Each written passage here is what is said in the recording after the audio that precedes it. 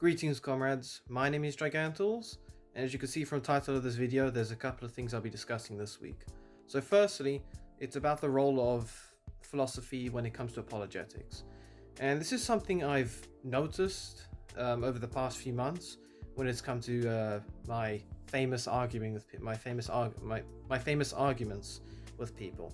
Doesn't matter necessarily whether they're atheist or not, but I've definitely found philosophy to be an important field of study. I need to become more familiar with. There's two main case studies I can give, or two main examples of this. The first one was with an argument in a pro-choicer I had earlier this week. Basically, they believed that human life didn't have any intrinsic value from the moment of conception.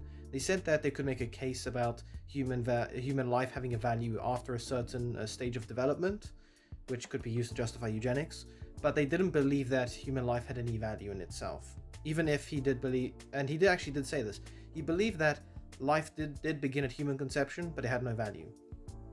Now, I could give all the biological arguments I could about I could give all the biological arguments as to why humans do have value, but that's somewhat limited, unfortunately. I couldn't use any religious arguments because then he would accuse me of forcing my religion upon others. So I instead tried to use the I instead tried to use the metaphysical approach. And for those of you that don't know, metaphysics is a branch of philosophy that deals with what was it? I'm trying to remember the specific definition. It deals with the first principle and abstract concepts, such as personhood, humanity, substance, nature, and so on. I gave him three arguments as to why humans have inherent value. Maybe inherent's the wrong word. Why humans have intrinsic value from the moment of their conception, and it relies on a number of things. I think I was looking at 5 arguments. I brought forward 3. It's the argument from personhood, the argument from humanity, and the argument from personal identity. And then I also provided a definition of what it meant to be a person, and that was to be an individual of a rational kind. So as a human, my species has a rational mind, which is a massive difference between us and animals.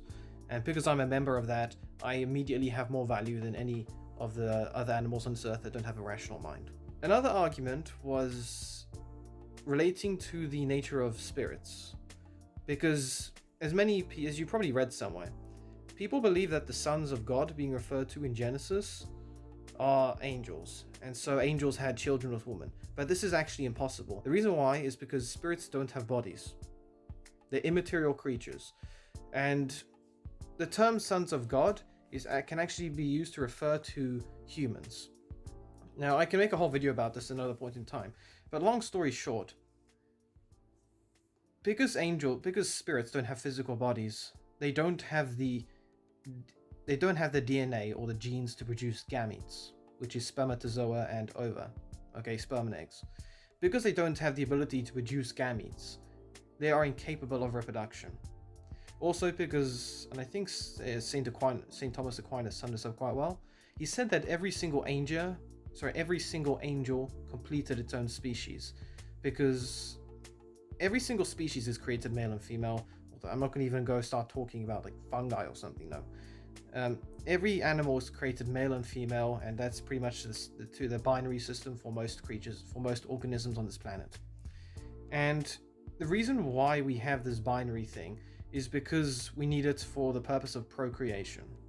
Because the problem with cloning is that there's no new genetic material being mixed together, and so if there's a single disease, it could wipe out the entire population.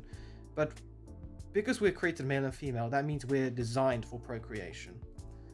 Angels, and part of that procreation is marriage. We get married, then we have children. But because angels aren't given in marriage, it means that there's no purpose for them to be given in marriage. And because there's no purpose for them to be given in marriage, that means that they have no reason to procreate. So they don't need physical bodies. So why could they interact sometimes with people physically?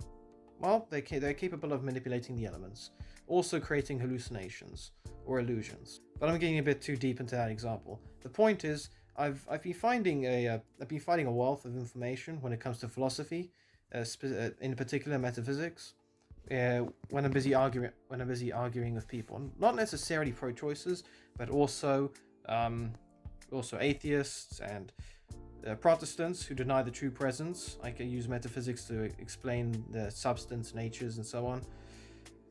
And it's really fascinating. I mean, at one point in time, I was like going straight to the Summa Theologia. I hope that's how you pronounce it.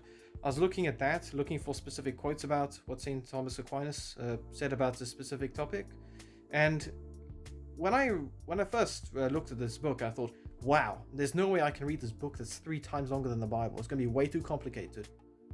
But now that I understand the basic terms and stuff of metaphysics, I read his works, and I'm like, this makes a ton of sense. Just a general message out there: don't ever underestimate the importance of philosophy when it comes to apologetics, because even outside of metaphysics, it's massively important.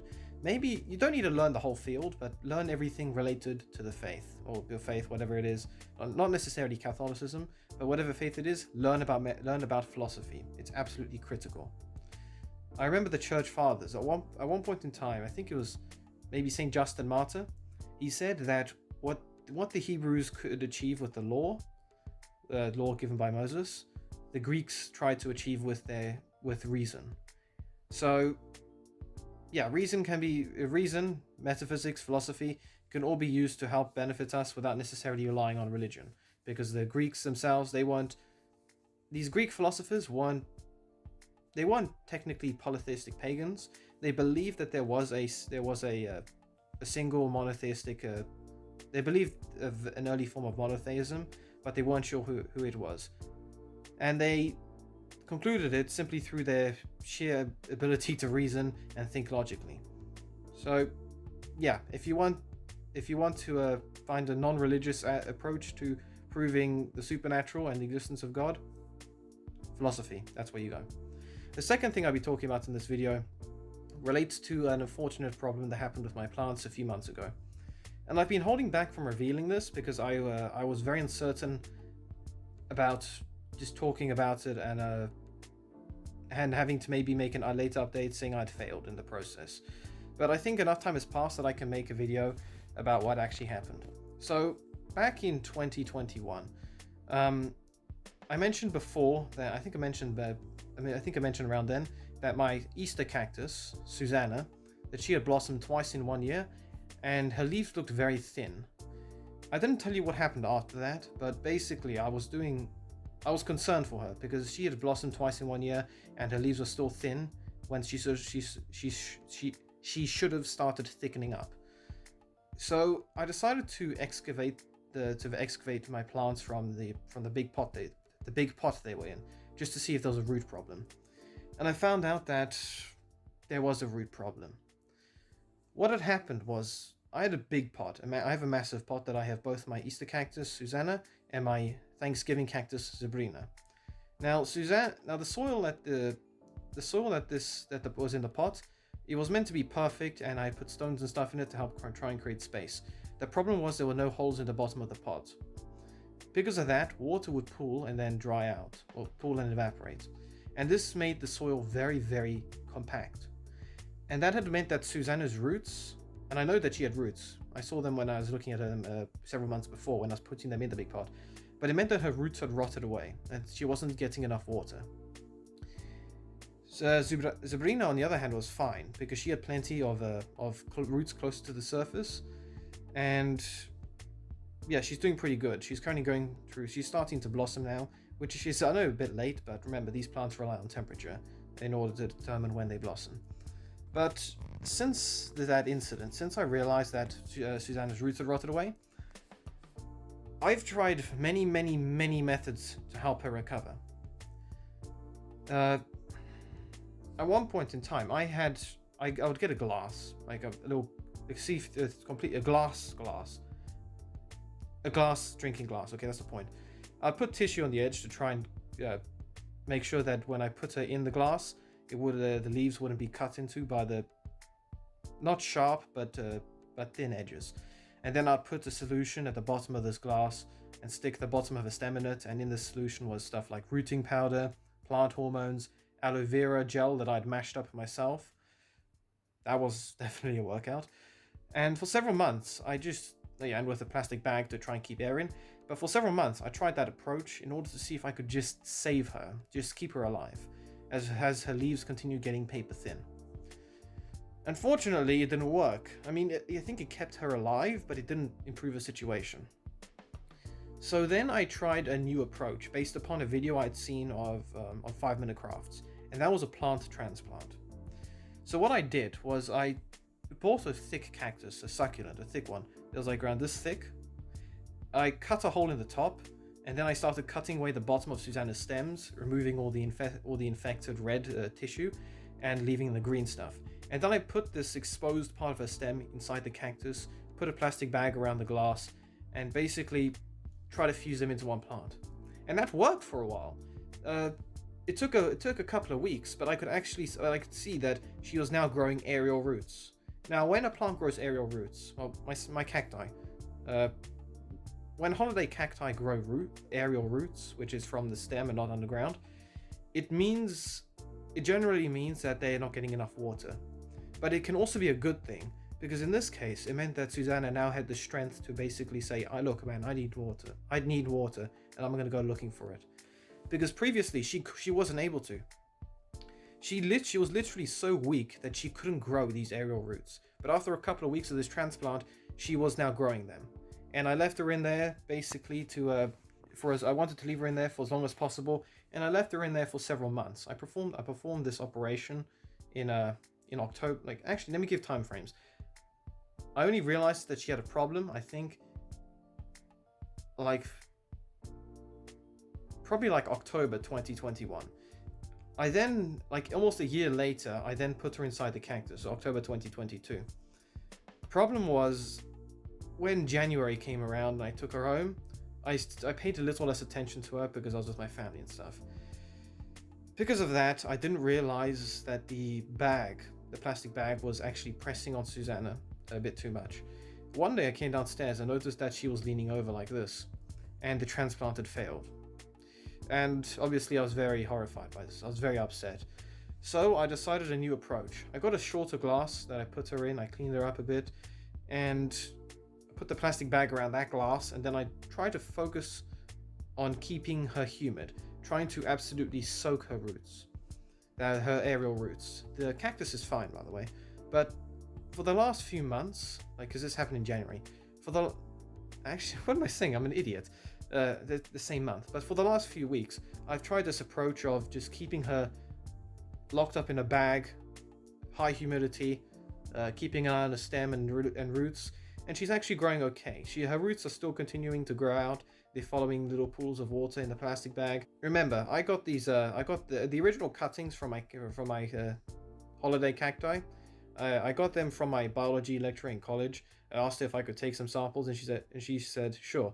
So I took off segments I took two segments stuck together, and from them I got the plants I have now. I don't have any separate cuttings for Sabrina, but at home I can tell you now I've got almost a dozen daughters of Susanna who have grown pretty well at home. They're very thick stems. They were growing flowers. They're doing a pretty good job. Some of them have interesting mutations, which means instead of being flat-sided, they look like a star. But the original plant, Susanna, I'm dedicating a lot of time and effort into trying to make sure that she survives, and hopefully she will. Because I know that it may seem like I'm wasting time on a plant, but ultimately, I care for stuff I like. I've seen the beautiful pink flowers that she grows. She's been my responsibility all this time, and I'll do everything in my power to ensure that as long as she's under my responsibility, I'll help her grow to her full potential. So yeah, I'm going to continue looking after her for however long I can, and I know this is years and years in the future, but I'm going to look after her however I can. And if anything major happens to her, then I'll be sure to let you guys know. But I can guarantee you, though, that Saint Fiacre, who I've been asking the intercession of almost every night when I remember to pray, or when it's time to pray, because sometimes I go to bed too late. Anyway, Saint Fiacre is definitely pulling his fair load with keeping her alive, and just, yeah, Eden, my Eden, it's definitely been through some stuff. Sabrina got sunburnt and had to remove some of her leaves. Yasmin had a stem snapped off almost like 2 years ago, but she's still alive. And Susanna somehow doesn't have any roots and has been alive for almost 1.5 years. So that's definitely impressive. I'm just going to keep looking after them with my responsibility. But I'm just repeating myself now, so I'm just going to end it. Point of this video is, I care for what I care for properly and with everything I have.